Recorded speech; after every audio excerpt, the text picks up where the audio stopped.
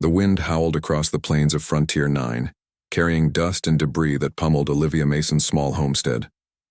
Located at the edge of New Austin Colony, her home stood as one of the last outposts before the unexplored Badlands began. Olivia liked it that way. After 30 years designing software systems for Earth's biggest tech companies, she had come to this distant planet seeking quiet and solitude. Tonight was anything but quiet. The storm had been building for 3 days, and the protective shields around her property strained under the assault. Olivia sat at her kitchen table, nursing a cup of synthesized coffee while reviewing the homestead system diagnostics on her tablet. The eastern shield was down to 42% power. If the storm didn't break by morning, she would need to shut it down to conserve energy for the more critical western barrier. A loud bang cut through the howling wind. Olivia froze, her cup halfway to her lips. The sound came again, deliberate, rhythmic. Someone was knocking on her door. "House, display exterior camera 3, she commanded. The wall screen flickered to life, showing her front porch through a haze of dust. A figure stood there, hunched against the wind, one hand raised to knock again. The image was poor, but Olivia could make out what looked like an old-style cowboy hat and a long coat flapping wildly. No one from the colony would be out in this storm, especially not dressed like that. Pirates, raiders? Neither seemed likely. Her homestead wasn't wealthy enough to attract attention, and raiders usually came in groups. The knocking came again, more urgent this time. "House, security assessment," Olivia said. The calm voice of her home system responded. "One human life form detected. No weapons larger than a knife registered. Subject appears injured based on thermal scan. Threat assessment. Low." Olivia sighed and stood up. She grabbed the energy pistol from the drawer, just in case, and walked to the entrance. "House, open door at 20% width." The door slid open slightly. Wind immediately forced its way inside, carrying dust and the smell of the plains. Olivia stepped back, raising her arm to shield her eyes. "Hello?" she called out. "Who's there?" The figure lurched forward into the gap, one hand gripping the doorframe for support. "Ma'am," a male voice croaked. "Mighty sorry to trouble you. Got caught in the storm. My rover broke down 10 miles back. Been walking ever since." Olivia kept the pistol low but ready. "Step back so I can see you properly." The man complied, moving back into the porch light. He was tall and lean, with several days' worth of stubble covering a tanned, weather-beaten face. His clothes looked like they came straight out of an Old West historical program. Worn leather boots caked with red dust, faded denim pants, a torn shirt, and a beaten cowboy hat. What was most striking was how out of place such clothing was in 2287, especially on a colony world. "Name's Jack," the man said, removing his hat.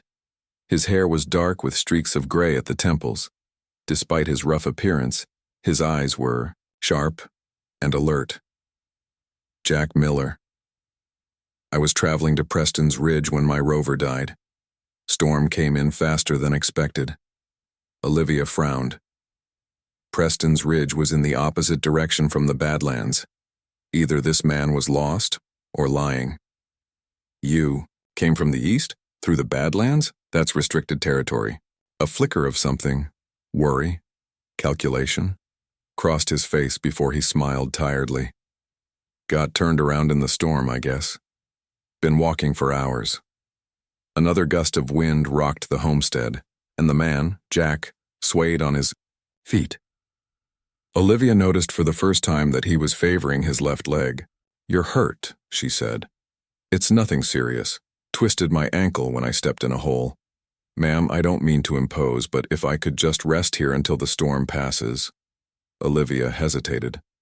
Colony law required assistance to travelers in distress, a necessity on a frontier world where the environment could kill. But something about this man didn't add up. His clothes were strange, his story had holes, and he had somehow survived walking through one of the worst dust storms in recent memory. Yet he was clearly injured, and her security system detected no obvious threat. "House, full scan of visitor," she commanded. "Scanning," the system replied. Jack stood patiently, seemingly unsurprised by the precaution. Human male, approximately 40 to 45 years old. Minor injuries detected: sprained left ankle, abrasions on right palm, mild dehydration, no infectious diseases detected, no active technology beyond standard colony citizen implant. That last bit caught Olivia's attention. "You're a registered colonist? What's your ID code?" Jack's expression tightened slightly. "NAS 3381C, New Austin Settlement, worker class." Olivia nodded. "House, verify ID." There was a pause before the system responded. ID registered to Jack. Miller, agricultural technician. Warning: ID signal shows anomalous patterns consistent with damage or tampering. Jack raised his hand slowly. "My implant was damaged in an accident last year. Never got it properly fixed. Look, I understand your caution, but I'm just asking for shelter until morning. I'll be on my way as soon as the storm breaks." Another violent gust shook the house, as if emphasizing the danger outside. Olivia made her decision. "Come in, but the gun stays with me, and you'll stay in the guest room with the door locked from the outside." Relief washed over Jack's face. "That's more than fair." "Thank you." Olivia stepped back, allowing him to enter. As he limped past her, she noticed something odd. Despite his ragged appearance and the ferocity of the storm, he didn't smell like sweat and dust as he should. Instead, there was a faint chemical odor, almost like the clean rooms in the tech labs back on Earth. She showed him to the small guest room and brought him water and a simple meal of synthesized protein and vegetables. He ate carefully, with precise movements that seemed at odds with his rough exterior. "The storm should pass by morning," Olivia said, watching him from the doorway. "Where did you say you were heading?" "Preston's Ridge. Got family there." He paused, then asked, "You get news broadcasts out here?" "When the storm doesn't interfere." "Why?" Jack shrugged. "Just wondering if there's been anything interesting lately. Been offline for days." "The usual: corporate announcements, colony updates." Olivia hesitated, then added, "They're still looking for that missing billionaire, William Prescott. 3 months now since his ship disappeared." She watched carefully and was rewarded with a slight tensing of Jack's shoulders before he nodded casually. "Rich folks and their adventures. Never ends well." Later, after locking Jack in the guest room as promised, Olivia sat at her communication console. "House, run deep analysis on our visitors' biometric data. Compare with colony records." Minutes passed before the system responded. "Analysis complete. Inconsistencies detected. Biometric patterns do not match registered colony citizens. Additionally, dust particles on subjects' clothing contain trace elements not found on Frontier 9. Olivia stared at the closed guest room door. Who was this man really? And what was he doing at her homestead in the middle of nowhere during the worst storm of the year? In the darkness of her living room, with only the console lights providing illumination, Olivia made another decision. "House, access all available information on William Prescott. Focus on physical characteristics and recent activities before his disappearance." As the information began to display on her screen, Olivia settled in for a long night. Morning arrived with an unsettling quiet. The storm had passed, leaving behind a landscape transformed. Red dust covered everything, piled in drifts against the eastern side of Olivia's homestead. She stood at the kitchen window, sipping fresh coffee while watching the twin suns rise over the horizon. Her research on William Prescott had yielded interesting results, but nothing conclusive. "Sleep well?" she asked without turning as she heard footsteps behind her. "Better than I have in weeks," Jack replied, his voice still rough with sleep. "Thank you for your hospitality." Olivia turned to study him in the morning light.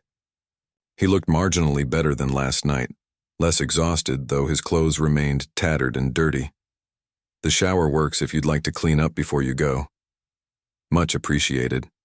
He hesitated, looking out at the dust-covered landscape. "Though I'm not sure my ankle is ready for another long walk just yet." Olivia had expected this.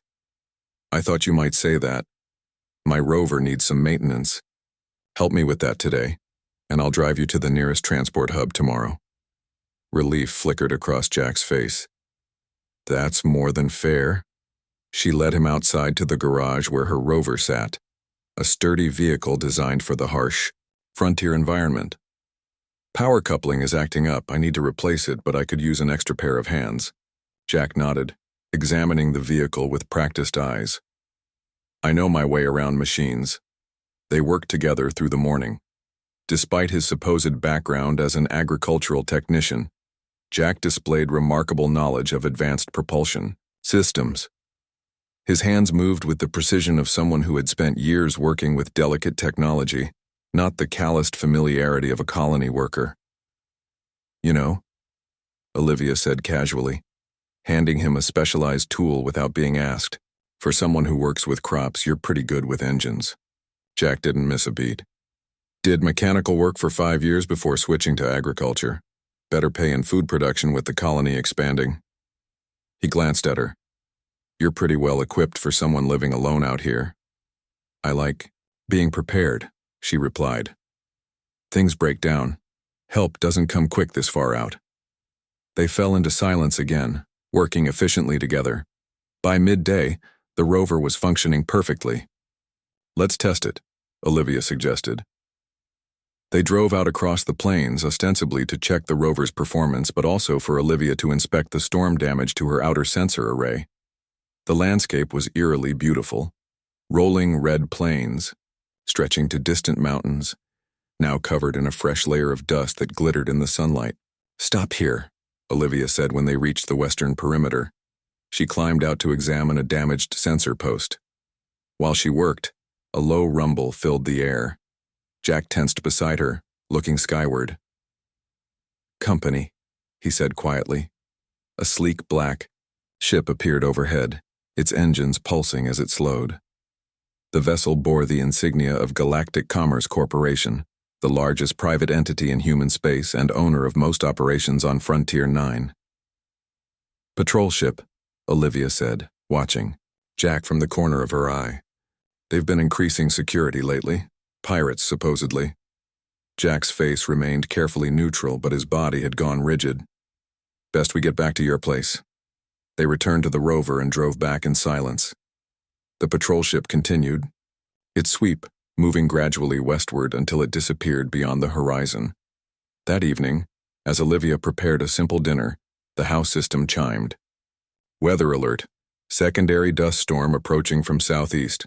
Estimated arrival 3 hours. Duration unknown. Jack looked up from where he sat repairing a small household drone Olivia had given him to fix, a test of his technical skills she had casually suggested.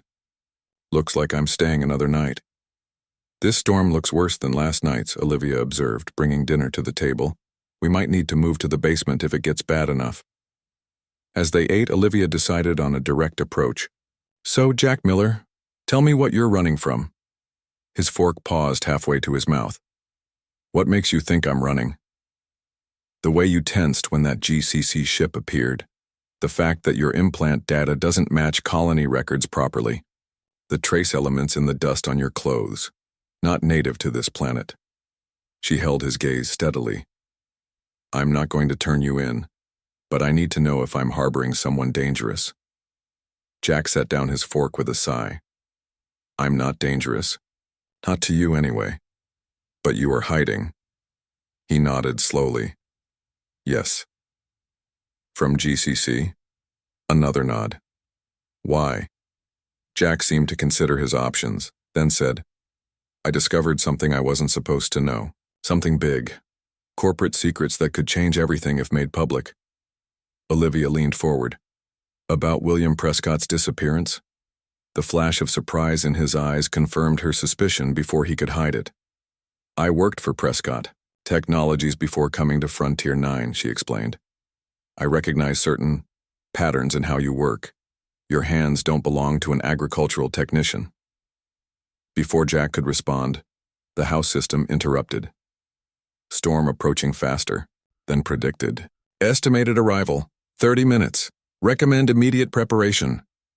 They moved quickly, securing the homestead and moving essential supplies to the basement shelter. The wind picked up dramatically, howling around the building with growing intensity. They settled into the shelter. The lights flickered ominously. Power grid struggling, Olivia noted. We may lose connection to the colony network. Jack nodded, then suddenly stiffened. Do you have signal jammers? Why would I need? Please, he insisted, his expression deadly serious. If we lose colony power, your backup systems will emit a distinctive energy signature. If anyone's looking for it specifically, they'll find us. Olivia studied him for a long moment. Under the bed, small black case. Jack retrieved it, quickly activating the device with the expertise of someone intimately familiar with security technology. As the basement lights dimmed and switched to backup power, he positioned the jammer near the ceiling. Who are you really? Olivia asked quietly. The emergency lights cast strange shadows across Jack's face as he turned to her. Someone who made a mistake. I trusted the wrong people. A tremendous crash sounded from above as something hit the house. The structure groaned under the assault of the storm. I worked directly with William Prescott, Jack finally admitted, on his last project before he disappeared. What we found, he shook his head. It wasn't what we expected, and when I realized what GCC planned to do with it, I had to run. And Prescott?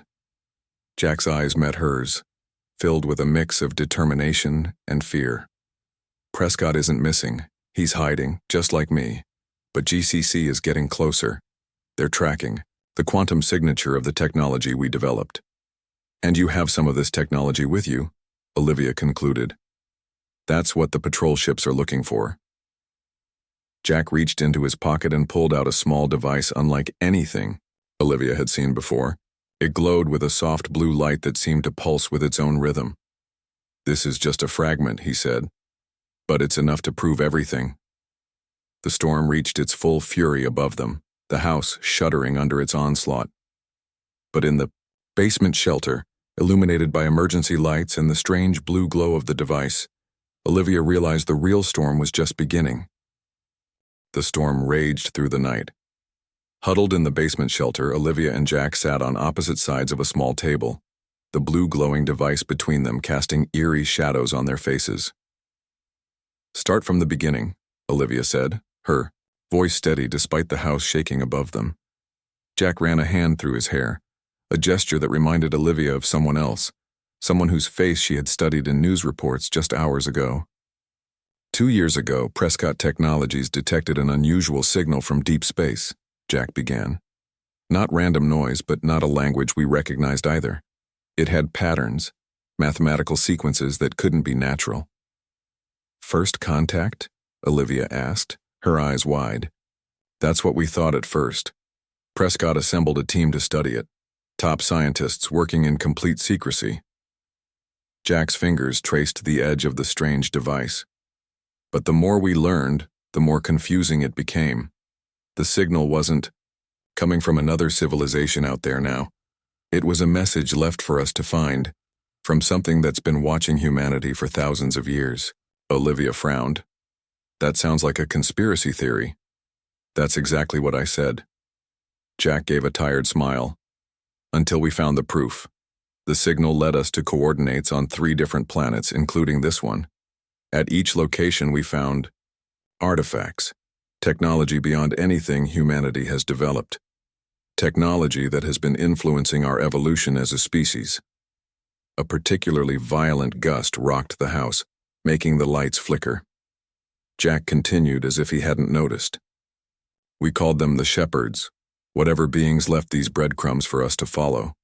The artifacts contained information, star maps, technology blueprints, and warnings. Warnings about what? Olivia asked. Something coming.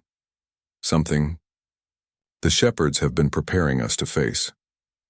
Jack lifted the device. This is a key, a small part of a much larger system designed to access the shepherds' knowledge network. With it, we began to understand their message. Olivia studied Jack's face carefully. And Galactic Commerce Corporation wants this technology. Not just GCC, Earth government, colonial authorities.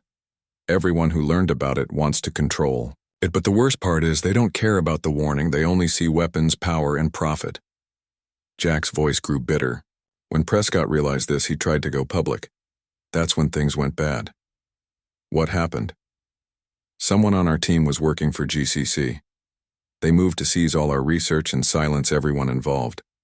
Prescott escaped with the most critical component, a navigational system that can lead to the main Shepard repository. I got away with this key. And now you're both running, Olivia concluded. Jack nodded. Prescott faked his disappearance, changed his appearance, and went to ground. We agreed to meet up once things cooled down, but GCC never stopped searching. Who? Are you really? Olivia asked the question that had been on her mind since the first night. Jack held her gaze for a long moment. I was Prescott's head of security and closest friend. My real name is Peter Kelly.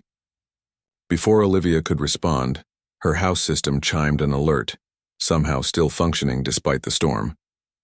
Perimeter breach detected. Multiple vehicles approaching from northeast. They both froze. Jack, or Peter, rushed to the small basement window and peered out through the swirling dust. GCC security transports, at least 3 of them. He turned to Olivia, his expression grim. They found us. How? Olivia demanded. The jammer should have blocked any signal. The storm, he realized it's not natural. They've been using weather manipulation to flush out anyone using Shepard tech. The energy signatures react differently to certain atmospheric conditions. Olivia moved quickly to her emergency locker and pulled out 2 energy pistols. She tossed one to Peter. There's a tunnel that leads to a storage shed half a mile south. It was built by the previous owner, a paranoid miner who thought the colony government was spying on him. Peter checked the weapon with practiced ease. You're coming with me? They'll arrest me for harboring a fugitive even if I stay, Olivia said practically. Besides, I want to know what the Shepards were warning about. The house system chimed again. Front door breach detected. Heavy footsteps sounded above them. Peter glanced at the ceiling, then at Olivia. Where's the tunnel entrance? She moved to the far wall and pressed a hidden panel. A section of the floor slid away, revealing a narrow passage downward. It's tight and not well maintained. Watch your step. They descended into the darkness just as the basement door crashed open. Olivia sealed the tunnel entrance behind them and activated her wrist light. The passage was barely wide enough for them to move in single file, the walls rough-hewn from the planet's red stone. We need to hurry, Peter whispered as they moved forward.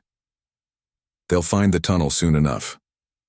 They half-walked, half-crawled through the narrow space for what felt like hours, but was probably only 20 minutes. The air grew stale and dusty, making it hard to breathe. Finally, Olivia's light revealed a metal ladder leading upward. This should be the shed, she said, climbing toward a hatch in the ceiling. She pushed it open cautiously and peered out. The storage shed was small and filled with old equipment, undisturbed for months based on the dust covering everything. Most importantly, it was empty of people.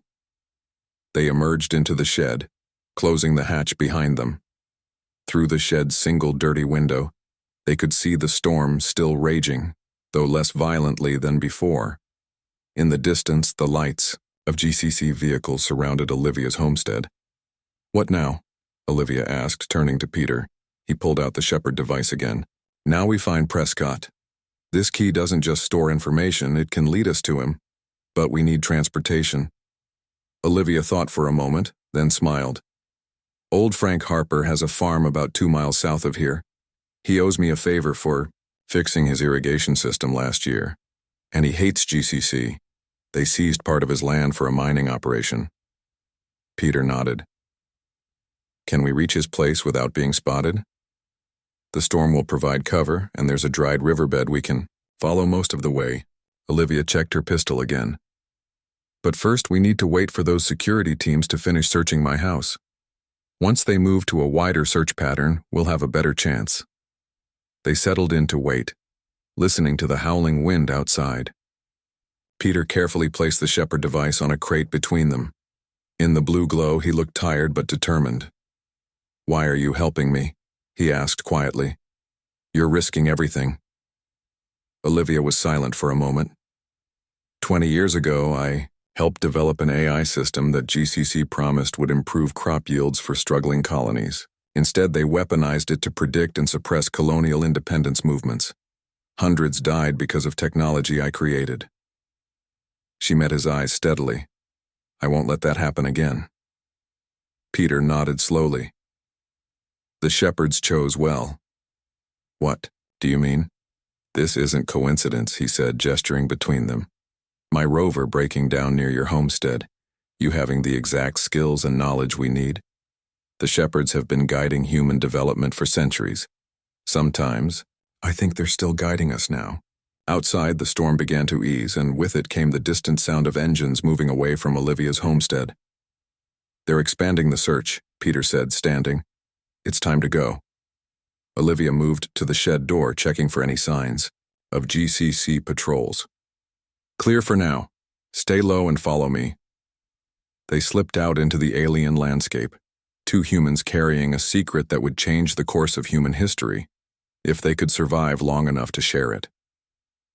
The dried riverbed provided good cover as Olivia and Peter made their way south. Above them, the storm had settled into a steady, swirling haze that obscured visibility, helpful for hiding their movement, but making navigation challenging. Olivia led the way, relying on her knowledge of the land rather than electronic devices that might be detected. How much farther? Peter asked, his voice low. His ankle was clearly bothering him again after the rushed escape. Less than half a mile, Olivia replied. See those rock formations? Harper's farm is just beyond them. They paused to rest in the shadow of a large boulder.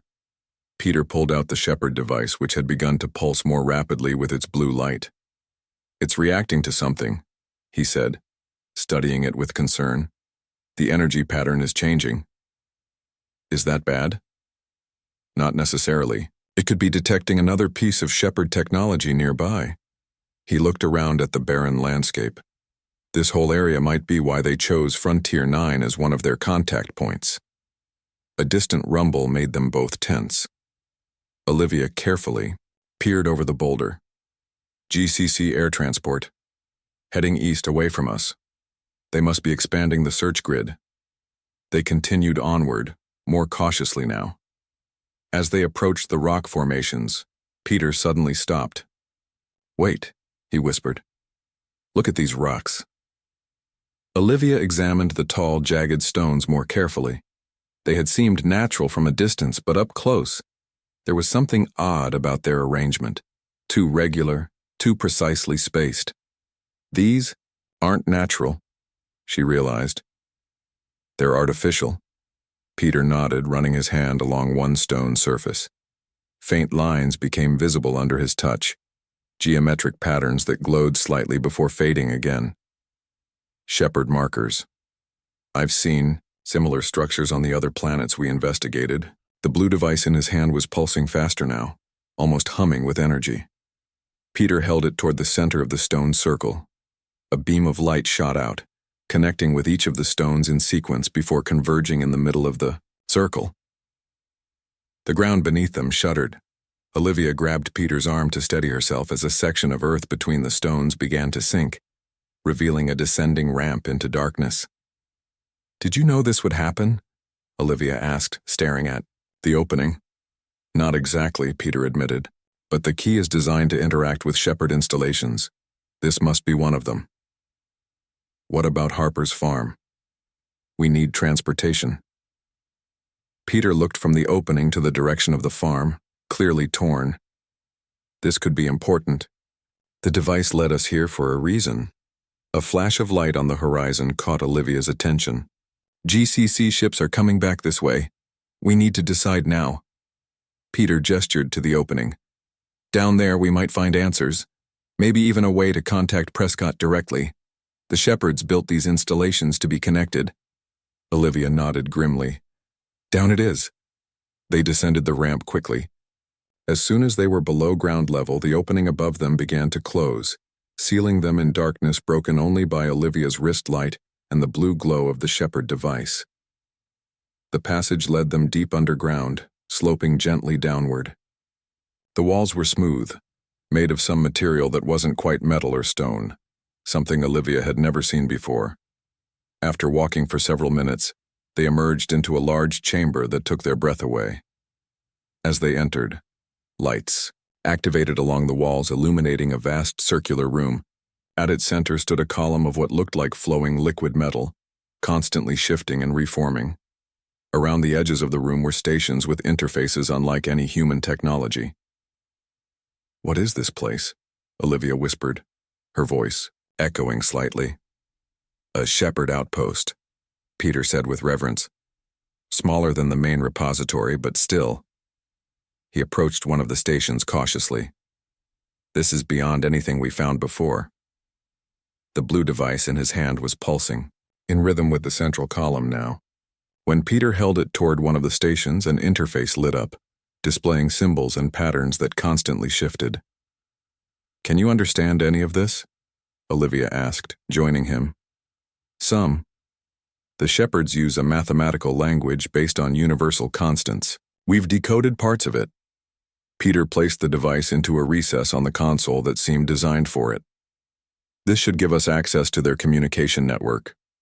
The central column flared brightly, then projected a three-dimensional star map that filled the chamber.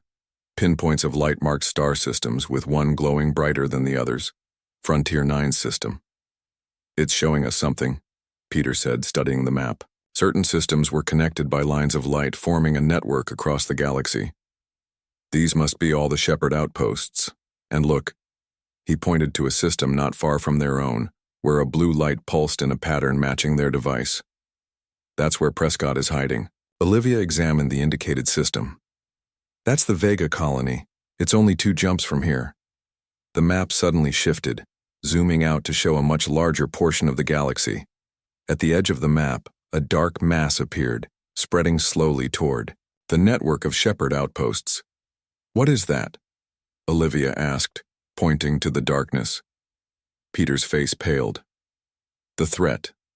The thing the shepherds have been warning about. It's closer than we thought."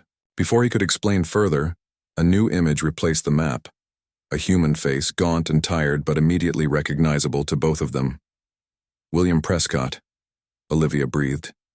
The image was a recording, not a live communication. Prescott's voice filled the chamber, clear despite obvious distress. "If you're receiving this, Peter, you found a shepherd outpost. I discovered the one on Vega 2 weeks ago, but I'm not safe here anymore. GCC tracked me somehow. I'm leaving coordinates for our rendezvous point in the shepherd network. The situation is worse than we feared. The shepherds weren't just preparing us, they were hiding us. Their technology has been masking humanity's presence in the galaxy, but that protection is failing. We need to reach the main repository. It contains the tools we'll need when they arrive." The image flickered and began to fade. "Trust the network, Peter. It will guide you. And be careful who you trust. GCC isn't working alone. There are forces within Earth's government working with—" The message cut off abruptly. The star map reappeared, but now a new point glowed, far from any colony in uncharted space. "The rendezvous point," Peter said, "and maybe the main repository too." Olivia studied the map carefully. "We still need a ship, one capable of long-range jumps." Peter retrieved the device from the console, causing the map to fade. "There's a spaceport in Preston's Ridge. Small, but it services private vessels." "That's 3 days' journey on foot," Olivia pointed out. "GCC will have the whole area locked down by then." Peter's expression turned determined. "The shepherd network doesn't just communicate, it transports. These outposts are connected by something similar to jump gates, but far more advanced." "Are you suggesting we use alien technology we barely understand to teleport ourselves across the planet?" Olivia asked incredulously. "Do you have a better idea?" She looked around the chamber, then back at the sealed entrance above. "How do we activate it?" Peter held up the device. "With this, the question is where we should go. The network can probably connect to any other outpost." Olivia thought for a moment. "There must be one near the spaceport. The shepherds would have placed their technology near places humans would eventually build transit hubs." Peter nodded and turned back to the console. "Let's hope you're right." He placed the device back in the recess and concentrated on the image of Preston's Ridge spaceport. The central column began to spin faster, its light growing increasingly. bright until it was almost blinding. A humming sound filled the chamber, building to a crescendo. "I think it's working," Peter shouted over the noise. "Stay close to me." Olivia moved to his side as the light from the column expanded, enveloping them completely. The last thing she saw was Peter's hand reaching for hers before the world dissolved into pure energy around them. Light faded and reality reassembled itself around Olivia and Peter. The sensation was unlike anything Olivia had ever experienced, as if she had been taken apart at the atomic level and put back together. She felt dizzy and slightly sick, but otherwise whole. "Did it work?" she asked, blinking as her vision cleared. They stood in a small cave, dimly lit by the blue glow of Peter's device. Unlike the advanced chamber they had left behind, this place seemed natural, with rough stone walls and a dirt floor. A narrow passage led upward toward daylight. "I think so," Peter replied, checking the device. "The energy signature has changed. We're definitely in a different location." He looked toward the passage. "Let's find out where." They climbed carefully up the sloping tunnel until they emerged into open air. Olivia instantly recognized their surroundings. They were on the outskirts of Preston's Ridge. The spaceport's control tower was visible in the distance, perhaps a mile away. "It worked perfectly," she said with amazement. "We're right where we wanted to be." Peter nodded, equally impressed. "The Shepherd network is more precise than I imagined." He turned, in a slow circle, scanning the area. "And no sign of GCC patrols yet. But they'll be here soon enough. Let's move." They made their way toward the settlement, keeping to less traveled paths. Preston's Ridge was the second largest colony on Frontier 9, home to several thousand people. The spaceport served both official, colony vessels and private traders, which meant there would be ships capable of interstellar travel. "We need a plan to get off planet," Olivia said as they approached the edge of town. "GCC will have alerted all ports by now." "I have emergency credentials," Peter replied. "High-level bypass codes from my time as Prescott's security chief. If they haven't been revoked yet, we might be able to use them." The town was busy with midday activity. Workers moved between buildings, cargo vehicles shuttled goods, and the general buzz of colonial life continued, oblivious to the pursuit happening across the planet. Olivia and Peter blended in as best they could, though their dusty, travel-worn appearance drew some curious glances. They stopped at a public terminal, and Peter cautiously connected to the colony network to check the status of ships at the port. His face grew tense as he read the display. "Bad news?" Olivia asked. "GCC has locked down all official departures. No ships are being cleared for launch without special authorization." He continued scrolling through the information. "But there's a private vessel scheduled for maintenance completion today. A long-range scout ship called the Pioneer. Can we get to it?" Peter nodded slowly. "Maybe. It's in Hangar 12, which is in the civilian section. Security there is lighter than at the main terminals." A news alert flashed across the terminal screen, showing images of their faces. The text identified them as dangerous fugitives wanted for theft of corporate property and interfering with GCC operations. A substantial reward was offered for information leading to their capture. "We need to move fast," Peter said, disconnecting from the terminal. "And we need different clothes. We stand out too much." Olivia pointed to a small shop across the street. "Let's start there." 20 minutes later, they emerged wearing nondescript worker jumpsuits and caps that helped hide their faces. They had also purchased small bags to make them look like regular travelers. "The spaceport entrance is 2 blocks ahead," Olivia said, consulting a public map display. "How do we get past security?" Peter led them down a side street. "There's a maintenance access point on the south side. Less traffic, fewer guards." When they reached the access point, they found a single guard checking identification. Peter pulled Olivia into a doorway out of sight. "Wait here," he whispered, handing her the Shepherd device. "If anything happens to me, get this to the coordinates Prescott left." Before she could object, Peter approached the guard, walking with the confident stride of someone who belonged there. Olivia couldn't hear their conversation, but she saw Peter show something to the guard, who examined it carefully before nodding and stepping aside. Peter motioned for her to join him. As she approached, the guard barely glanced at her, focused, instead on something Peter had given him, what looked like a credit transfer device. Maintenance crew, Peter explained once they were through the gate and out of earshot. Amazing what people will believe if you pay them enough. They moved quickly through the maintenance area toward the hangars. The civilian section was less, organized than the main spaceport, with private vessels of various sizes and conditions parked in open bays or secured in individual hangars. There, Peter pointed to Hangar 12. That's our target.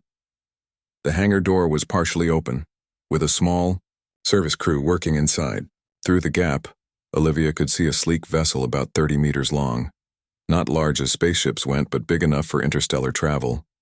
Its hull bore the name Pioneer in faded letters. How do we get aboard without being seen? Olivia asked. Peter studied the scene. The maintenance crew is finishing up. See how they're packing their equipment? Once they leave, we make our move. They waited in the shadow of a cargo container, watching as the crew completed their work. Just as the last worker was preparing to leave, a commotion erupted at the main spaceport entrance. GCC security vehicles pulled up, and armed officers began spreading out. They found us, Olivia said, heart racing. Someone reported seeing us. Now or never, Peter replied, pulling her toward the hangar.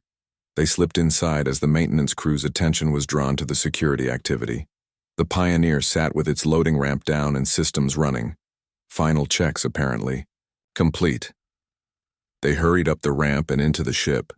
The interior was compact but well-designed, with a cockpit, small living quarters, and cargo space. Peter went straight to the cockpit and began activating systems.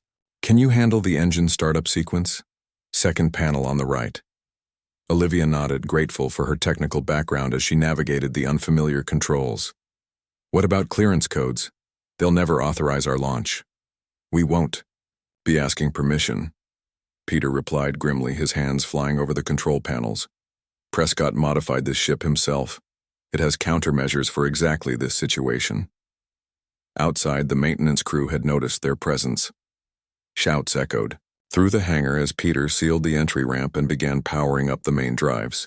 Hold on, he warned as he activated the emergency launch protocol. The ship's engines roared to life, generating enough thrust to lift the vessel even within the confines of the hangar.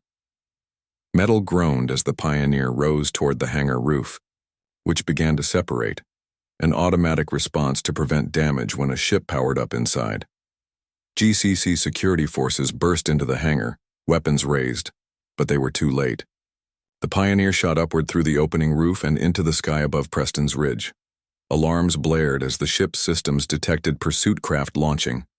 Peter pushed the engines to maximum, sending them streaking toward the upper atmosphere.